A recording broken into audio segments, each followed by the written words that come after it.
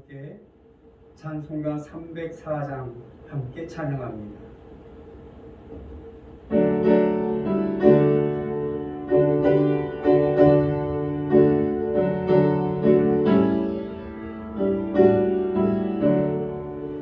크신 하나님의 사랑 말로 다 영용 못하네.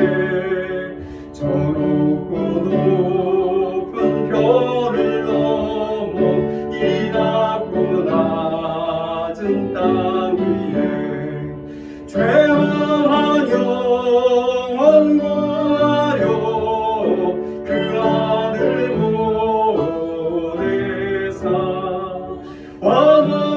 화목제물 삼으시고 죄 용서하셨네.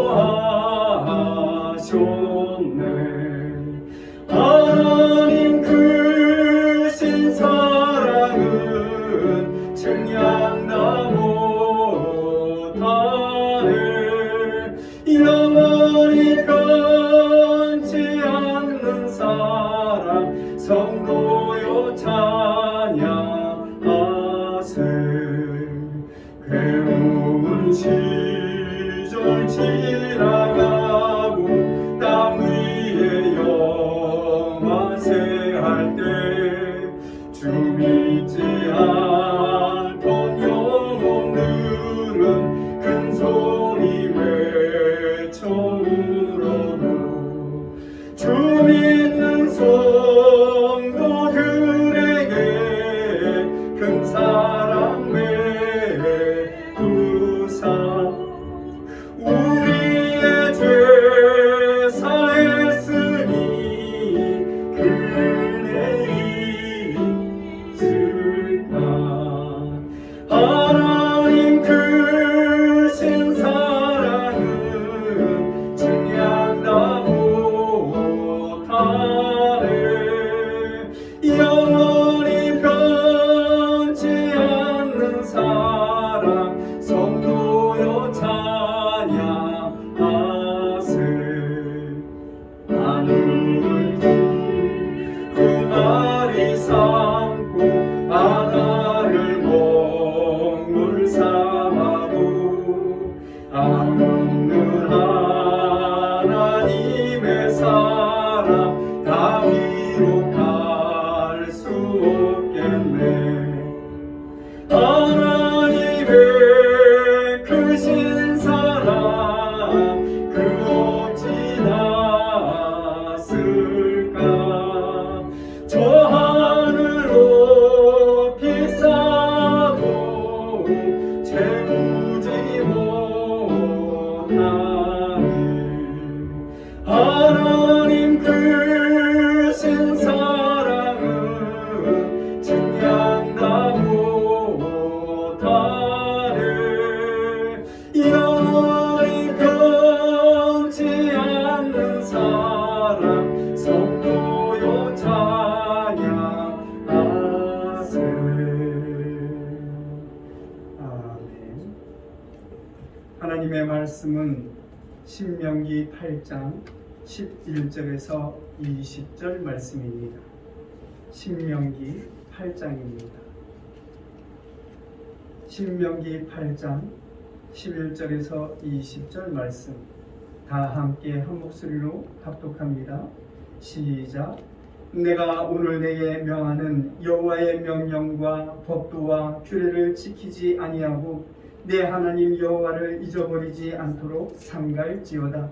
내가 먹어서 배부르고 아름다운 집을 짓고 거주하게 되며 또 내 소와 양이 번성하며 내 은금이 증식되며 내 소유가 다 풍부하게 될 때에 내 마음이 교만하여 내 하나님 여호와를 잊어버릴까 염려하노라.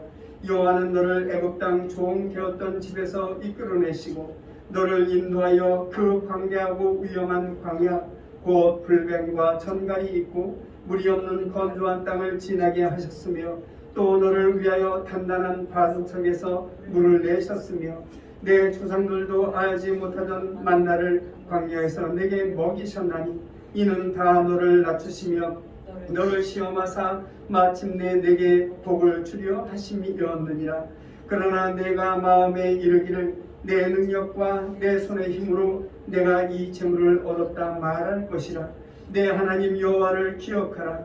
그가 내게 재물을 얻을 능력을 주셨습니다. 이같이 하심은 내 조상들에게 맹세하신 언약을 오늘과 같이 이루려 하심이니라. 내가 만일 내 하나님 여호와를 잊어버리고 다른 신들을 따라 그들을 섬기며 그들에게 절하면 내가 너희에게 증언하노니 너희가 반드시 멸망할 것이라. 여호와께서 너희 앞에서 멸망시키신 민족들 같이 너희도 멸망하리니 이는 너희가 너희의 하나님 여호와의 소리를 청중하지 아니함이니라. 아멘. 아멘. 오늘 비대면으로 예배를 드리고 있습니다만 이 예배 가운데에도 하나님께서 함께 하시며 또한 이 예배를 기쁘시게 흠양하시고 또한 우리에게 크신 은혜를 베풀어 주신다는 사실을 믿습니다. 언제나 하나님의 크신 은혜가 사랑하는 성도들 귀한 심령과 귀한 가정에 풍성하게 임하시기를 주님의 이름으로 간절히 축원합니다. 오늘 세상 사람들이 흔히 말하면서 하나님의 믿는 사람들도 특별한 개념으로 말하는 그 말이 있습니다. 바로 시험이라는 말입니다. 그리스도인들이 말하는 이 시험이라는 말에는 특별한 의미가 담겨져 있습니다. 어떻게 생각하면 하나님을 믿는 하나님의 사람들은 일평생 동안 이 시험과 더불어 싸우는 그러한 순례의 과정의 길이라 말씀드릴 수 있을 것입니다. 누구나 다 시험을 당할 수 있고 언제나 어디서나 시험을 당할 수 있기 때문에 그렇습니다. 그런데 사람들이 말하는 이 시험에는 세 가지 오해가 있습니다. 먼저는 실패와 고통이 있을 때 그것이 시험이라고 생각하게 된다는 오해입니다. 사람들은 무슨 일이 자기 뜻대로 되지 않거나 혹은 육신이 병들거나 가난해지게 되거나 하는 일들이 힘들어지면 그것이 시험이라고 이야기합니다. 그러나 사실은 그렇지 않습니다.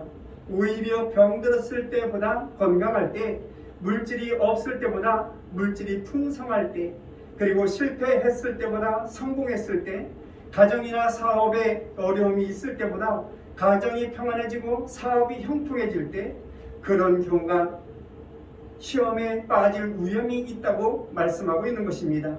그럴 때 오히려 큰 시험에 빠질 수 있는 것입니다. 그럼에도 그런 경우에는 절대로 시험에 들지 않는다고 생각하는데 문제가 있습니다. 사실은 형통과 부유함과 풍요로움과 넉넉함, 이것이 있을 때 큰 시험의 원인이 될 수 있다는 사실을 우리는 기억해야 할 것입니다.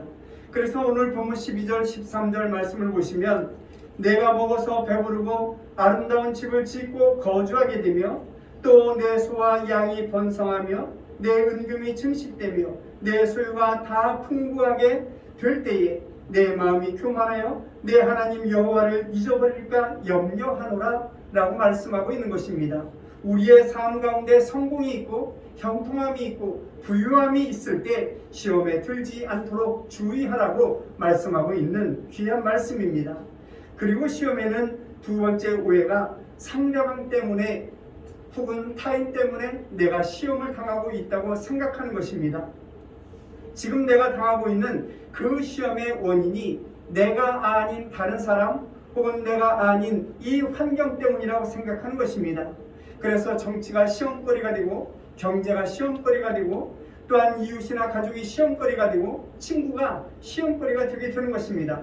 사실 나 자신이 시험의 원인이 됨에도 불구하고 모두가 다 타인 때문에 모두가 다 환경 때문이라고 그렇게 생각하고 모든 탓을 모두 남에게 그리고 환경에 돌리게 되는 것입니다.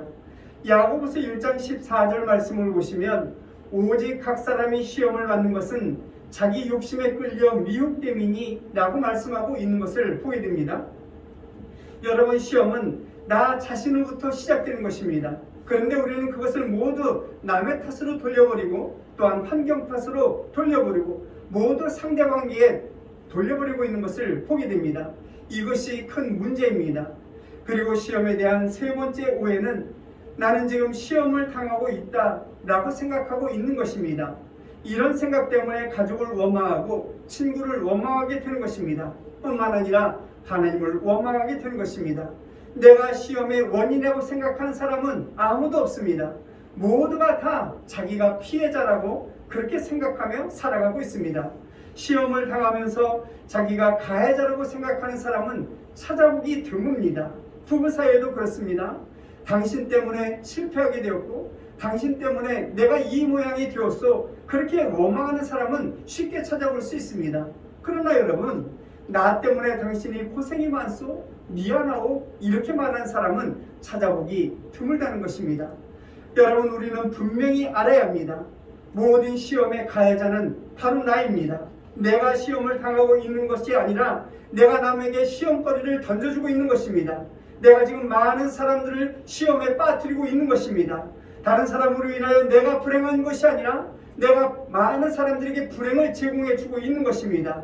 그런데도 우리는 이런 사실을 생각하고 있지 않기 때문에 큰 문제의 삶을 살아가게 되고 남을 원망하게 되는 것입니다. 이스라엘 백성들을 보십시오. 하나님께서 놀라운 기적과 이적으로 저들을 애굽에서 건져내 주셨습니다. 그리고 40년 광야 생활을 마치고 하나님께서 약속하신 땅, 그 가나안 땅을 그 앞에 인도해 주셨습니다. 이제 온 이스라엘 백성들 눈앞에 가나안 땅이 펼쳐져 있습니다. 하나님께서 약속하신 약속의 땅입니다. 꿈에도 그리는 그 아름다운 땅입니다. 젖과 꿀이 흐르는 약속의 땅이 지금 눈앞에 펼쳐져 있는 것입니다. 오늘 본문의 말씀과 같이 그곳에 들어가기만 하면 배부르게 되고 아름다운 집을 짓고 그리고 은과 금이 증식되고 소유가 풍부하게 될 것입니다. 그 약속의 땅이 지금 눈앞에 현실적으로 펼쳐져 있는 것입니다. 얼마나 기쁘고 얼마나 감격스러운 그러한 순간입니까?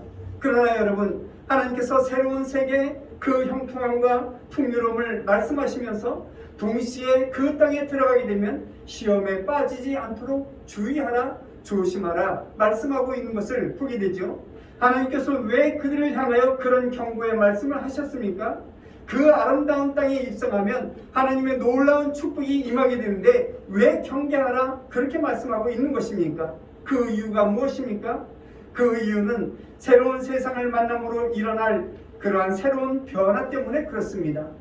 우리도 잘 알고 있듯이 새로운 것을 접할 때 많은 것을 실수하게 되는 것을 보게 됩니다. 그래서 새로운 변화, 혁신, 이것은 항상 좋은 것만은 아닙니다.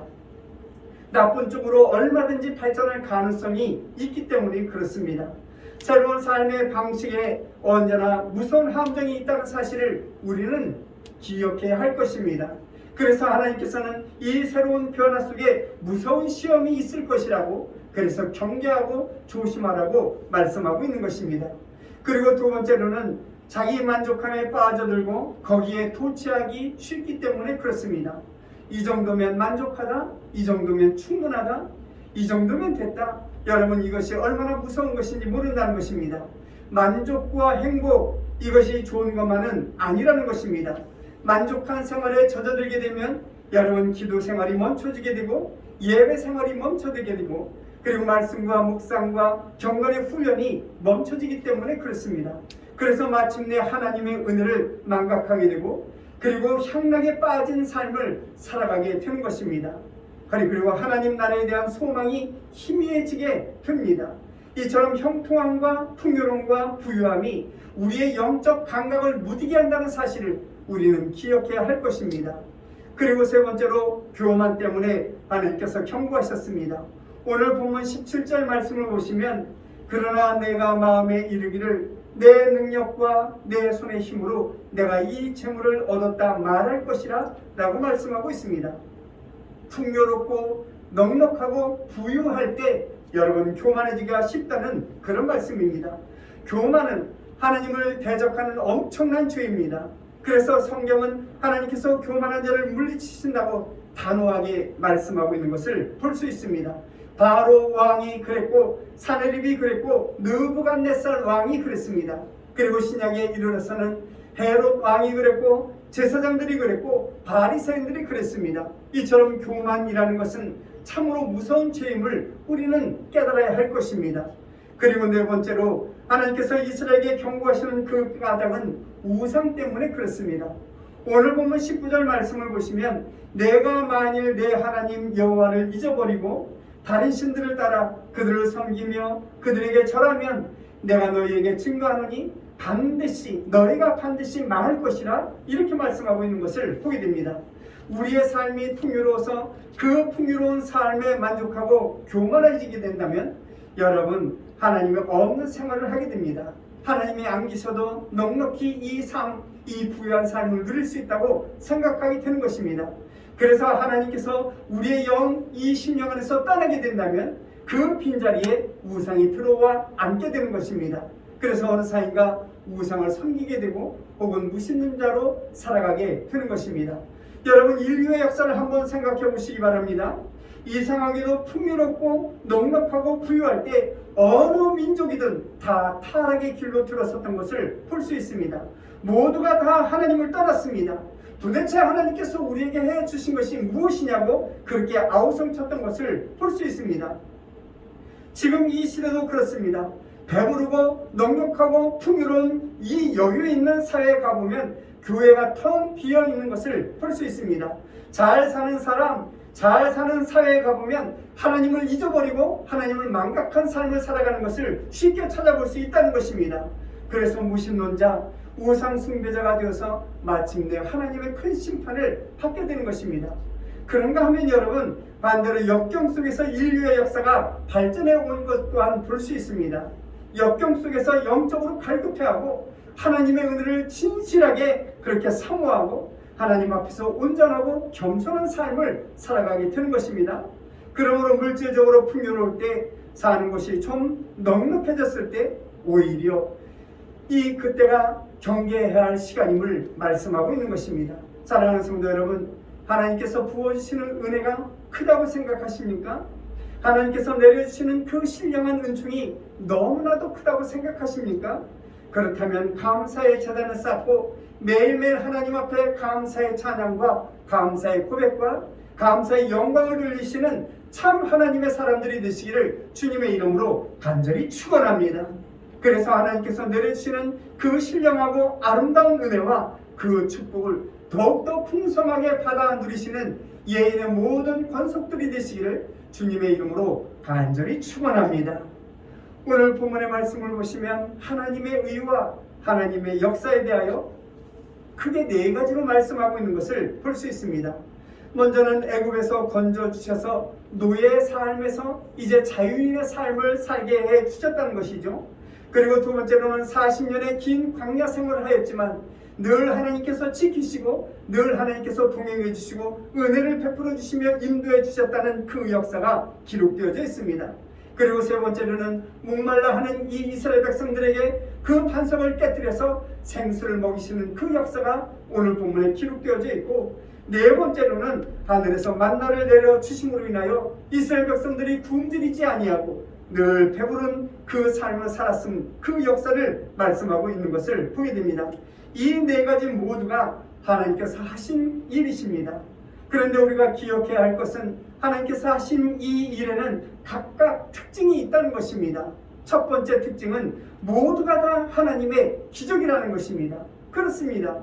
이 네 가지 모두가 다 하나님의 기적이었습니다. 이스라엘 백성들이 이루어 나간 것 아무것도 없습니다. 하나님께서 저들에게 지혜를 주셨고 저들에게 능력을 주셨습니다. 그래서 하나님의 기적을 목도하게 되었고 그 기적을 체험하며 그 기적의 삶을 누리며 살아가게 된 것입니다. 이것은 현대를 살아가는 하나님의 백성들에게도 동일하게 나타나는 기적의 사건임을 볼 수 있습니다. 하나님께서 나에게 기회를 주셨습니다. 일할 수 있는 기회, 그리고 재물을 모을 수 있는 기회, 그리고 이처럼 살아갈 수 있는 이 기회를 나에게 주신 것입니다. 오늘 이 풍요로운 삶과 이 걱정 없는 삶, 근심 없는 삶을 살아가게 한 것은 모두가 다 하나님의 기적입니다. 우리의 삶 가운데 하나님의 기적이 아닌 것이 없습니다. 내가 소유하고 있는 것, 내가 누리고 있는 것, 내가 숨쉬며 내가 활동하고 걷고 말할 수 있는 이 모든 것, 내가 보는 것, 이 모든 것이 다 하나님의 기적인 것입니다. 또한 하나님을 신뢰하지 않고는 결코 살 수 없다는 것을 알려주시는 교육적인 의미가 이 안에 담겨져 있습니다. 여러분, 역사적인 사건이든 개인적인 일이든 지난 날을 한번 가만히 돌이켜 생각해 보시기 바랍니다. 돌아보면 우리의 인생에 의미 없는 것이 아무것도 없습니다. 모두 다 교육이었습니다. 내가 손해볼 때에도 교육적인 의미가 그 안에 담겨져 있고, 내가 슬픔에 담겨져 있을 때도 교육적인 의미가 그 안에 담겨져 있었습니다. 고난과 기쁨과 행복, 이 모든 것 가운데서 하나님의 그 기적적인 사건, 그 의미가 담겨져 있는 것입니다. 나에게 일어난 사건 하나하나를 통하여 하나님께서 나에게 무엇인가를 가르쳐 주시려고 그 역사를 이루어 나갔던 것을 보게 된다는 것입니다. 나를 어디론가 인도하시며 안타깝게 가르쳐 주시기를 원했고, 뿐만 아니라 무엇인가 깨닫기를 원하셨던 하나님이십니다. 모든 사건을 통하여 어떤 작품을 만드시려고 하나님께서 나를 통하여 역사에 주신 것입니다. 모든 사건이 다 하나님의 확실한 작정이었고 섭리였고 계획이었던 것을 우리는 알게 될 것입니다. 그리고 여러분, 세 번째로는 역경을 통해서 복을 주신다는 이 뜻이 이 네 가지 역사 안에 담겨져 있습니다. 하나님은 역경을 통해서 지혜를 주시고 우리의 영적 순수함을 주시고 또한 온전함을 주시고 능력을 주시고 화목과 그리고 하나님의 그 은혜를 우리에게 부어주십니다. 하나님의 사람이라고 하는 이 작품을 만들기 위해서 40년이라는 긴 광야 생활을 주셨고, 그 속에서 하나님의 귀하신 뜻을 이루어 나가신 것을 보게 된다는 것입니다. 광야 40년은 하나님의 사람들에게 복을 주시려는 그러한 사건이었습니다. 오늘 보면 16절 말씀을 보시면, 내 조상들도 알지 못하던 만나를 광야에서 내게 먹이셨나니 이는 다 너를 낮추시며 너를 시험하사 마침내 내게 복을 주려 하심이니라 라고 말씀하고 있는 것을 볼 수 있습니다. 이처럼 모진 고난과 역경이 있었지만 그것은 모두가 진정한 하나님의 백성들에게 복을 주시기 위함이었다고 오늘 본문은 말씀하고 있습니다. 그러므로 사랑하는 성도 여러분, 현재의 고난과 현재의 어려움을 참고 이겨내시기 바랍니다. 거친 광야의 모래바람과 뜨거운 햇빛과 그 갈증과 배고픔과 적군의 위협 속에서도 하나님의 은혜 가운데 늘 지켜주셨던 그 은총이 우리에게 동일하게 임함으로 말미암아 현재의 어려움과 고통과 슬픔과 좌절, 이 모든 것을 이겨내는 하나님의 권속들이 되시기를 주님의 이름으로 간절히 축원합니다. 그리하여 위에서부터 내려오는 하나님의 위로하심과 하나님의 은혜를 더욱더 풍성히 받아 누리시는 예인의 모든 성도들이 되시기를 주님의 이름으로 간절히 축원합니다. 오늘 보면 16절 말씀을 보시면, 내 조상들도 알지 못하던 만나를 광야에서 내게 먹이셨나니 라고 말씀하고 있습니다. 우리는 만나를 하나님께서 내려주신 그 의미를 알아야 합니다. 만나는 하늘에서부터 이슬처럼 내려온 떡입니다. 그런데 여러분, 생각해 보십시오. 어차피 주실 것이라면 1년치를 주시거나 혹은 한 달치를 주시거나 보름치를 주시면 얼마나 편안하게 먹고 마시겠습니까? 그런데 여러분, 오늘 본문의 말씀을 보시면 하루하루 그 양식을 거두게 만드신 것을 볼 수 있습니다. 혹이라도 이 양식을 많이 거두어서 다음날까지 간다면 모두 다 썩어버리고 말았던 것을 보게 되죠. 하나님께서 왜 그렇게 하신 것입니까? 또 농사도 짓지 말고 오직 만나를 먹으라고 말씀하셨는데 왜 이 만나를 고집하셨던 하나님의 마음입니까? 그래서 40년 동안 매일 아침마다 그 떡가루를 보내셨는데 도대체 그 이유가 무엇이냐 하는 말씀입니다. 그것은 하나님의 백성이라면 오직 하나님께서 내려주시는 그 은혜만을 사모하고 하나님께서 내려주시는 그 은혜만을 바라보라는 그러한 의미의 말씀인 것입니다. 오직 우리는 하나님의 은혜로밖에 살 수가 없는 것입니다. 그 은혜로 살아가라고 지금 말씀하고 있는 것입니다. 만나는 하나님의 선물이었습니다. 시편 78편 25절 말씀을 보시면 이 만나를 힘센 자의 떡 혹은 권세 있는 자의 떡이라고 말씀하고 있습니다. 천사의 음식입니다. 참으로 하늘에서 온 신령한 양식이라는 그러한 의미의 말씀인 것입니다. 또한 만나는 휴일성이 있습니다. 성경은 이것을 특별한 것이라고 강조하고 있는 것을 보게 됩니다. 오늘 16절 말씀을 보아도 그렇습니다. 내 조상도 알지 못하던 만나를 광야에서 내게 먹이셨나니 라고 말씀하고 있습니다. 내 조상들로 이 만나를 본 적도 없고 이 만나를 먹어본 적도 없다. 오직 이것은 너에게만 주신 것이라고 말씀하고 있는 것을 보게 됩니다. 여러분들은 어떻게 생각하고 있습니까? 여러분들이 받은 은혜를 보편적인 은혜라고 생각하십니까? 아니면 특별한 은혜라고 생각하고 있습니까? 물론 보편적인 은혜가 많습니다.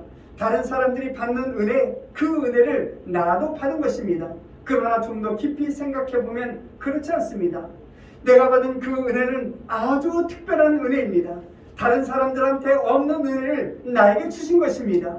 역사에도 없었고 과거에도 없었던 그 은혜를 나에게만 주셨습니다. 아주 특별한 은혜, 그 은혜를 하나님께서 나에게만 주신 것입니다. 바로 그 특별한 은혜를 나에게 주시기 위하여 지금도 하나님께서는 나를 통하여 역사하신다는 사실을 오늘 본문 가운데서도 말씀하고 있는 것입니다. 만나는 이스라엘 역사에 단 한 번밖에 없었던 특별한 사건입니다.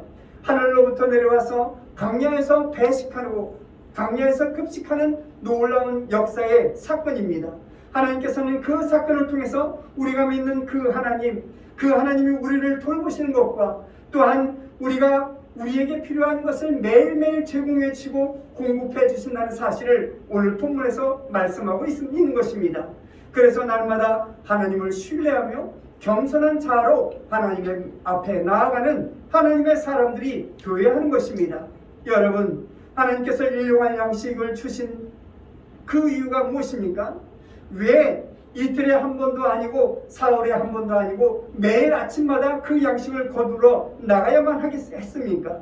그것은 그때마다 감사하고 그때마다 하나님을 만나고 그때마다 하나님을 찬양하고 그때마다 하나님의 기적을 체험하라고 말씀하고 있는 것입니다. 언제나 하나님의 영광을 받기를 원하시는 그 하나님이십니다. 언제나 하나님만 바라보고 하나님만 신뢰하고 하나님만 의지하기를 원하시는 하나님이십니다.